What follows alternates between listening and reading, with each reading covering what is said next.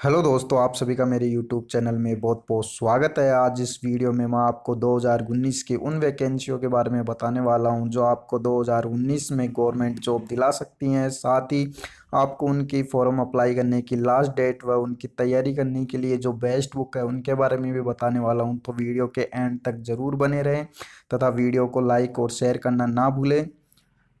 तो सबसे पहले अपन बात करते हैं नंबर वन वैकेंसी की, जो 2019 की सबसे बड़ी वैकेंसी है, जो आपको एक पोस्ट ज़रूर दिला सकती है 2019 में। अगर आप थोड़ी भी प्रिपरेशन कर लेते हैं तो वो वैकेंसी है आरआरबी एनटीपीसी, जो रेलवे की सबसे बड़ी वैकेंसी निकली हुई है 2019 में। तो इसमें 3 लेवल की वैकेंसियाँ आई हुई हैं। तो सबसे पहले अपन बात करते हैं ग्रेजुएट और ट्वेल्थ पास की, जो नॉन टेक्निकल पोस्ट है, जिसकी लास्ट डेट है 31 मार्च। तो आप जिन्होंने भी अभी अप्लाई नहीं किया है वो फॉर्म अप्लाई कर दे। लास्ट डेट का बिल्कुल भी वेट ना करें, क्योंकि 2-3 दिन पहले जो सर्वर होता है वो बिल्कुल डाउन हो जाता है, आपका पेमेंट भी नहीं होगा और फॉर्म फिल अप नहीं हो पाएगा।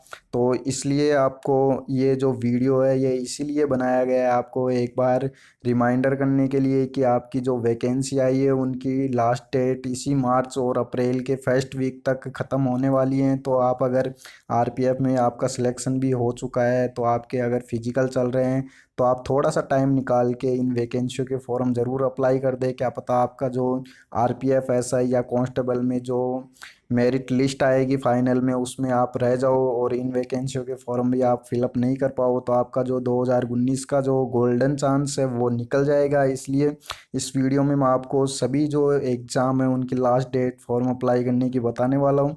तो इसके बाद में जो सेकंड है पैरामेडिकल स्टाफ, तो उसमें उसकी जो लास्ट डेट है वो 2 अप्रैल है। तो आप अगर पैरामेडिकल अगर आपने बीएससी कर रखी है या नर्सिंग कर रखी है, तो आप इसका जो नोटिफिकेशन है वो आपको इस वीडियो के डिस्क्रिप्शन में मिल जाएगा। वहाँ से आप इसके डिस्क्रिप्शन में देख के और आपकी अगर एलिजिबिलिटी है तो आप इस फॉर्म को अप्लाई कर दें।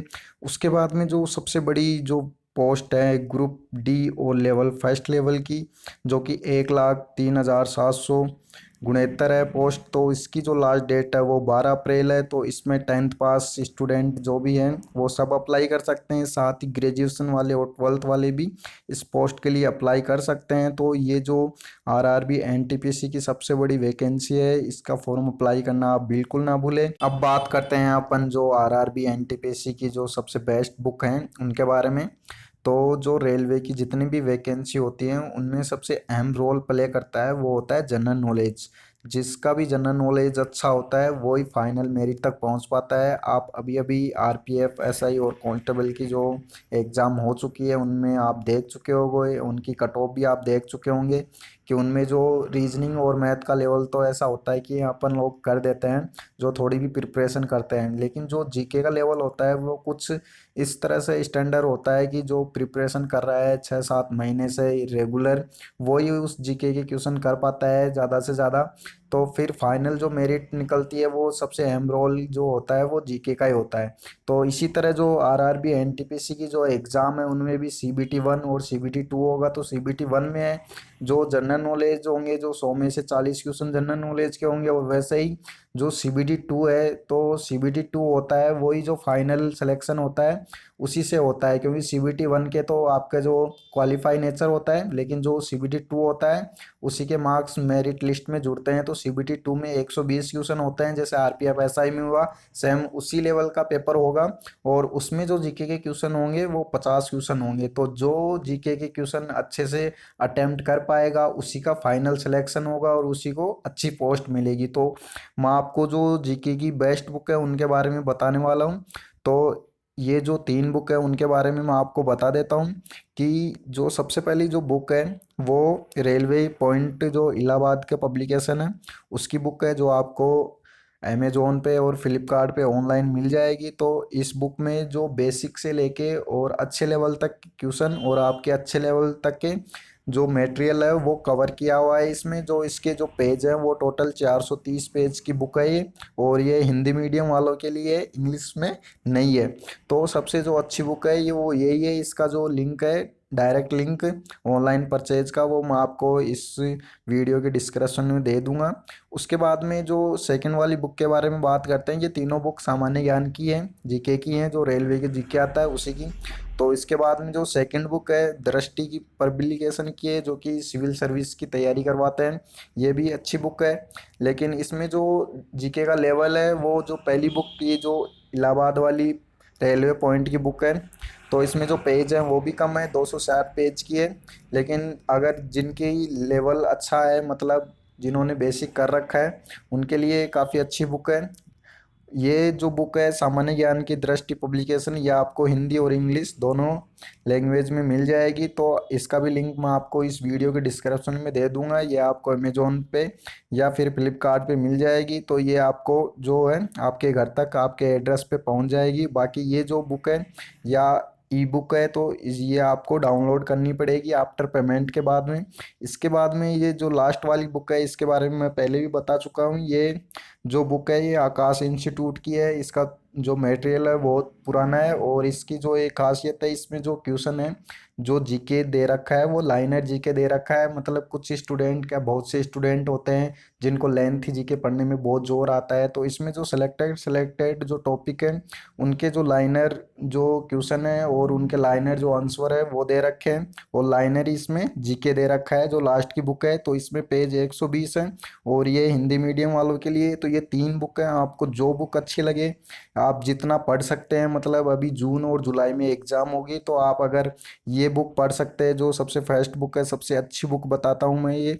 430 पेज हैं, आप आराम से पढ़ लोगे। अगर डेली के आप ज़्यादा से ज़्यादा 10-20 पेज भी कवर करते हो, तो आराम से आपका एक बार रिवीजन भी हो जाएगा और ये कंप्लीट भी हो जाएगी हिंदी मीडियम स्टूडेंटों के लिए। और जो अगर 430 पेज नहीं पढ़ सकता, तो उसके बाद में ये जो दृष्टि की है आप ये खरीद लें।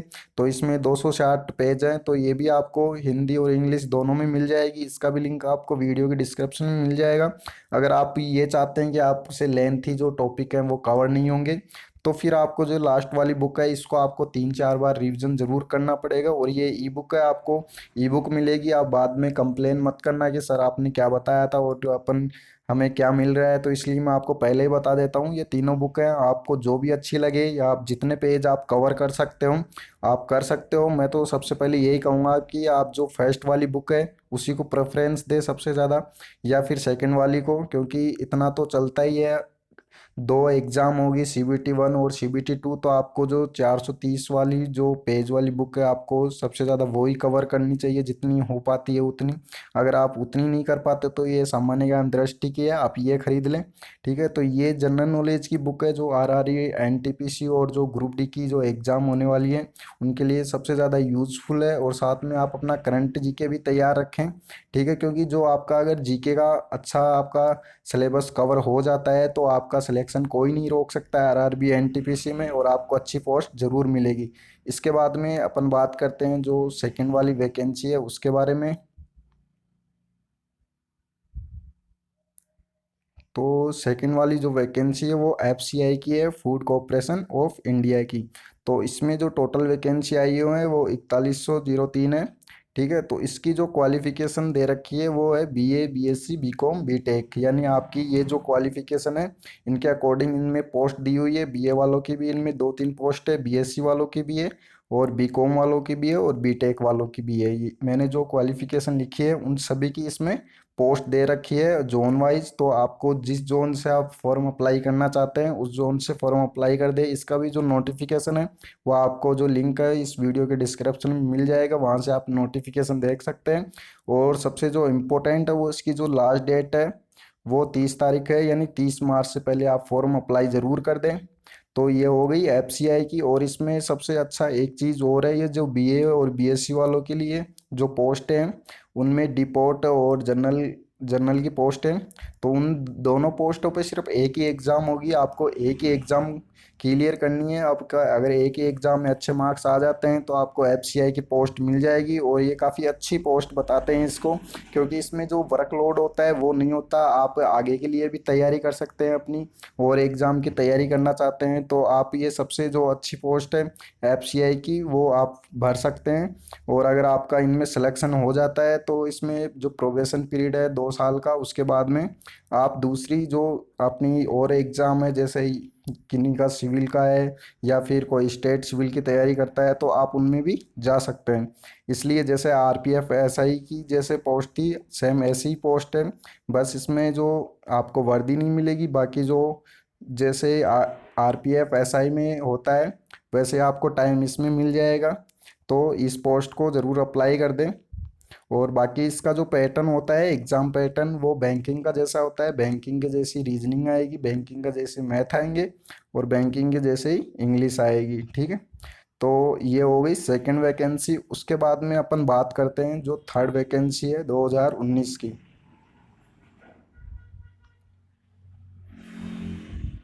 तो थर्ड वैकेंसी है वो है LIC AAO। तो ये भी काफ़ी अच्छी वैकेंसी बताई जाती है, अच्छी पोस्ट बताई जाती है अगर आपका इसमें सिलेक्शन हो जाता है। लेकिन इसके 2 स्टेज होते हैं, इसलिए इनमें जो सिलेक्शन होता है वो बैंकिंग के जो प्रिपरेशन कर रहे हैं जो स्टूडेंट, उन्हीं को मैं प्रेफर करूँगा, क्योंकि इसमें जो पेपर का लेवल आता है वो बैंकिंग का जैसा ही आता है।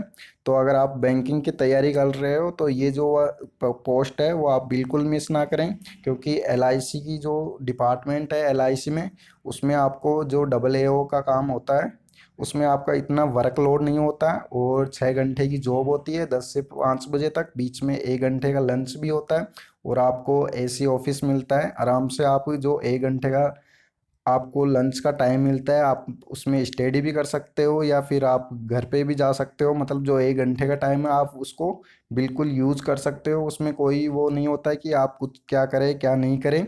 और इतना वर्कलोड भी नहीं होता, जो काम होता है वो ऑफिस में ख़त्म हो जाता है। ठीक है, बैंकिंग का जितना वर्कलोड नहीं होता है इसमें। तो ये जो वैकेंसी है उसके लिए भी आप अप्लाई कर दे। इसमें एक चीज़ सबसे अच्छी है, वो मैं आपको बता दूं कि जो क्वालिफिकेशन है वो तो आपकी बीए बीएससी बीकॉम बीटेक कोई भी हो, लेकिन इसमें जो मिनिमम परसेंटेज मांगते हैं बैंकिंग में, जैसे 50% SC ST के परसेंटेज होनी चाहिए, और 55% जनरल और ओबीसी वालों की होनी चाहिए। तो इसमें इस बार ऐसा कुछ नहीं दे रखा है, बस आपकी जो यूजी है वो आपकी कंप्लीट यानी कॉलेज आपकी पास होनी चाहिए, चाहे आपके कितने भी परसेंटेज बने हो। इसमें परसेंटेज नहीं दे रखे हैं, तो इसको ज़रूर अप्लाई कर दें। अगर आप बैंकिंग की तैयारी करते हो तो इसकी जो लास्ट डेट है वो सबसे नज़दीक है, यानी इसकी जो लास्ट डेट वो 22 मार्च है।